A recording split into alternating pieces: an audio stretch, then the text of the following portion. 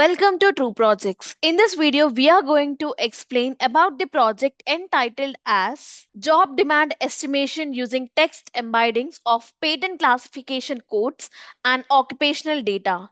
So before getting into the video, let me give you the brief description about the project. This title refers to predicting job demand by analyzing the text of patent classification codes and linking them to occupations. Text embeddings convert patent and job description into numerical vectors that captures their meaning. By comparing these vectors, we can estimate which jobs are most affected by emerging technologies. Coming to the abstract, this abstract explains a new way to estimate job demand by connecting technological innovation with employment needs. Instead of relying on slow, historical labor data, the approach uses patents as early signals of emerging technologies by converting both patent classifications and job descriptions into text embeddings. It measures how closely new technologies relate to different occupations. This allows for a more timely, detailed, and data driven understanding of how technological changes shape job demand. Coming to the existing system, the existing job demand estimation system mainly relies on traditional labor market data like employment records, job postings, surveys, and economic indicators. They typically uses keyword matching, rule-based methods, or board links between industries and occupations to estimate demand. While these approaches work reasonably well in stable environments, they struggle to reflect the influence of emerging technologies because patent data is rarely used or analyzed manually. As a result, these systems lacks deep semantic understanding, scale poorly, and often provides delayed or less accurate insights into new or evolving job roles. Coming to the proposed system or base paper work, the proposed system estimates job demand using a semantic data driven approach that links technological innovation directly to occupations. It transforms patent classification codes and occupational descriptions into text embedding using natural language processing models. By measuring semantic similarity between these embeddings, the system identifies which jobs are mostly influenced by new technologies and patents. This method minimizes manual mapping, adapts quickly to emerged technologies, and delivers more accurate and detailed insights into future job demand trends. Coming to the data set, the USPTO ONET dataset from Kaggle combines patent data from the United States Patent and Trademark Office with occupational information from the ONET database. It links patent details such as title, abstracts, and classification codes to job skills, tasks, and work activities across occupations. This integration allows researchers to study how technological innovations relate to specific job roles and skills requirement over time. As a result, the dataset supports data-driven analysis of how emerging technologies influence job demand and labor market trends. Coming to the novelty or extension or enhancement or improvement. Mini-LM is used to generate efficient text embeddings of patent and occupational data, enabling accurate measurement of semantic similarity between technologies and job roles. This helps estimate current job demand by identifying occupations most influenced by emerging innovations. And Aremia is applied to time series job demand data to forecast future trends. It captures historical patterns and projects how job demand is likely to evolve over time. Furthermore, a Flask-based web application provides a user-friendly interface where users input relevant details. The system integrates Mini LM and Aremia model to estimate and forecast job demand, presenting the results interactively through a web interface. Coming to the flow of the work, first we have dataset loading. This module is responsible for collecting and organizing all required data sources. It loads task level information from ONET, including task IDs, descriptions, and SOC occupation codes, along with CPC patent classification description and USPTO patent metadata such as Patent year and classification. The module ensures schema consistency across datasets and prepares the necessary directories for storing models and output. Next, we have text preparation. In this stage, relevant text content is extracted from the dataset, especially ONET task description and CPC classification description. The text is converted into list-based format compatible with embedding models and SOC occupation codes and extracted as labels of later evaluation and analysis. Next, we have semantic embedding model. This module converts textual data into dense numerical representations using multiple embedding models, including fast text and several advanced sentence transformer models. Each model encodes task and CPC descriptions, normalize the embeddings, and computers cosine similarity metrics. These similarity metrics are stored for reuse, enabling efficient experimentation and comparison across models. Next, we have task technology similarity mapping. Here, similarity matrix between occupational tasks and patent classifications are analyzed to identify the most relevant technologies for each task. The output captures how closely task aligns with specific CPC classes and are stored for downstream demand computation. This module also supports model level benchmarking and ablation studies. Next, we have patent-based demand estimation. This module estimates job demand using patent activity as a signal of technological change. USPTO patents are grouped by year and CPC classifications, and their counts are weighted using task CPC similarity scores. The result is a yearly task level demand score, creating time series data that reflects how task demand evolves over time. Next, embedding model evaluation. To access embedding quality, this module applies multiple unsupervised evaluation metrics such as NMI, similarity variance, entropy, and top K concentration. It compares the performance of fast text and different transformer based models and visualizes the results using bar charts to improve interpretability and model selection. Next, we have occupation metadata aggregation. In this stage, task level insights are aggregated to the occupation level using SOC codes. The module generates representative job titles and descriptions, creating occupation level metadata that supports higher level analysis and forecasting. Next, exploratory demand analysis. This module explores historical demand trends by identifying the highest and lowest demand tasks over recent years. It visualizes task level demand patterns, average year growth, and constraints between high growth and declining tasks to reveal meaningful labor market trends.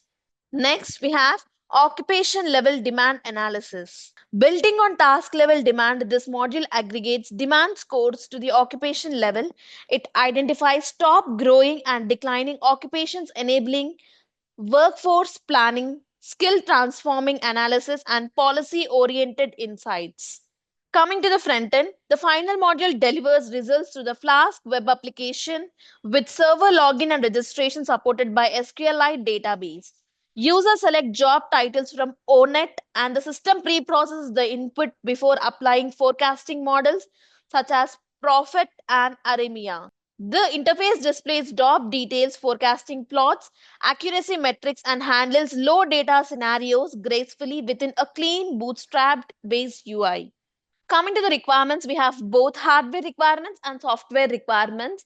Hardware requirements consisting of operating systems, Windows only, processor i5 and above, RAM 8 GB and above, hard disk 25 GB and above. Software requirements consisting of application framework Anaconda, primary language is Python, front-end framework is Flask, backend is Jupyter Notebook, database is SQLite 3.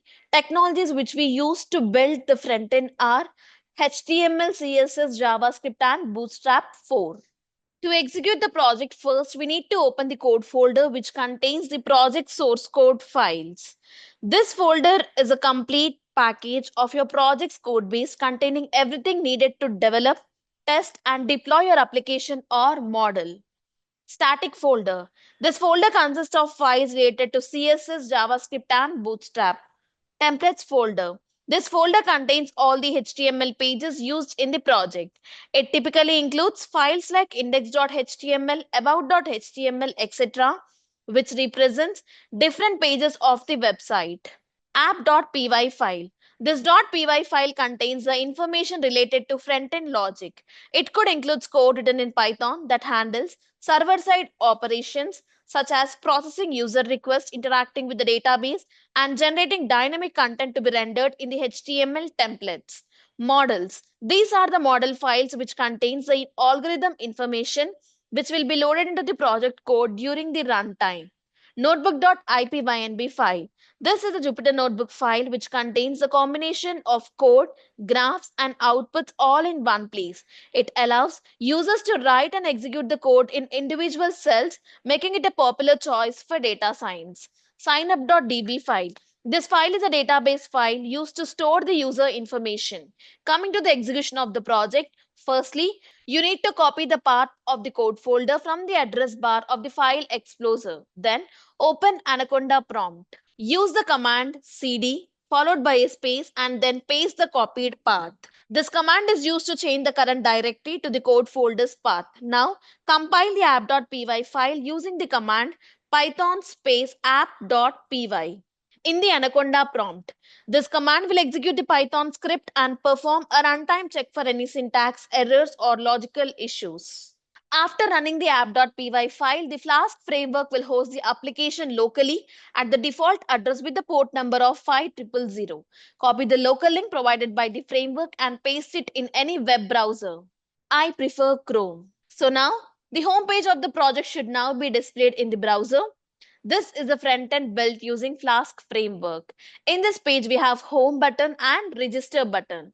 Firstly, click on register button so that the create form will be open where you need to enter the details and create an account for user authentication. Firstly, you need to enter the username, then full name, mail ID, mobile number, and a strong password. Then again confirm your password.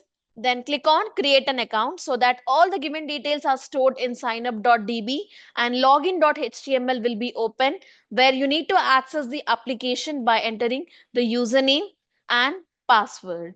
Then click on sign in so that the prediction page has been displayed. In this page, we have predict job demand button, graphs button, notebook button and logout button. Firstly, click on predict job demand button so that the predict future job demand form will be open where you need to select the occupation like SOC and then click on forecast demand so that the given input is pre-processed and the output will be displayed like analyze performance of generic sequencing components. The job description is given below and the job demand forecasting using profit versus Aramia model comparison graph has been shown here.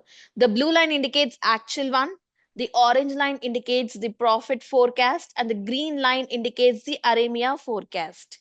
Here we have the years on x-axis and the demand on y-axis. We also have the profit model time series forecasting like RMSE value and mean absolute error value. For Aramia model, we also have the root mean squared error value and mean absolute error value.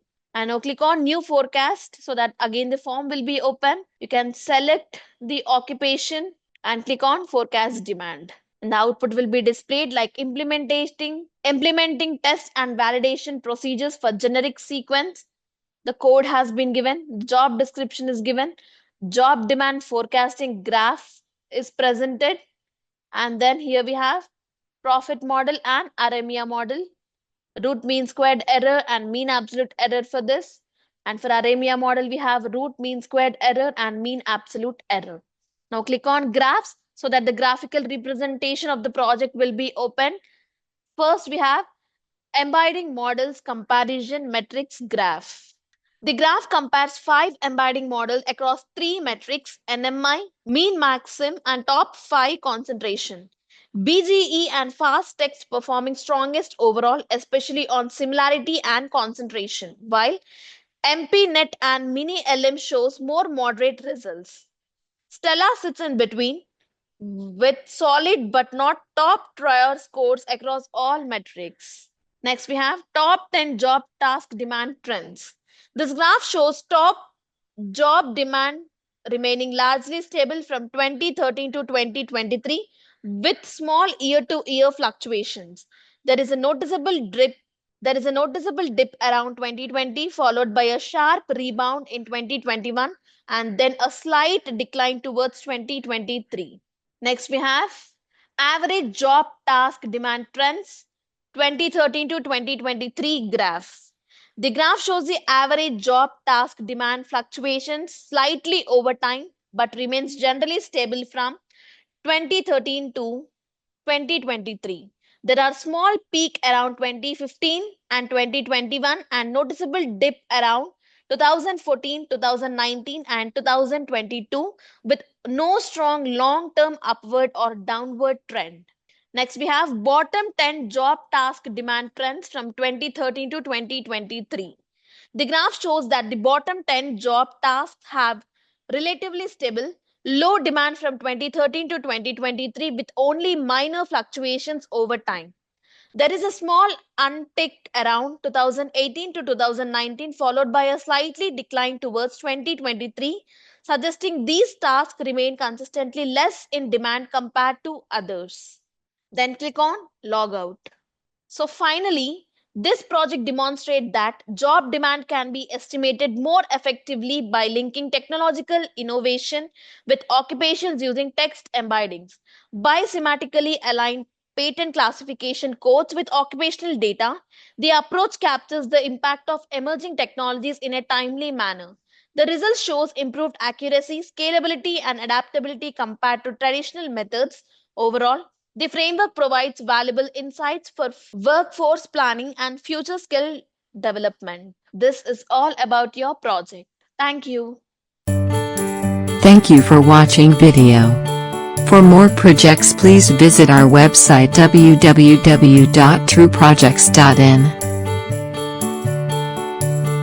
For updates on latest project videos, please visit True Projects YouTube channel and subscribe.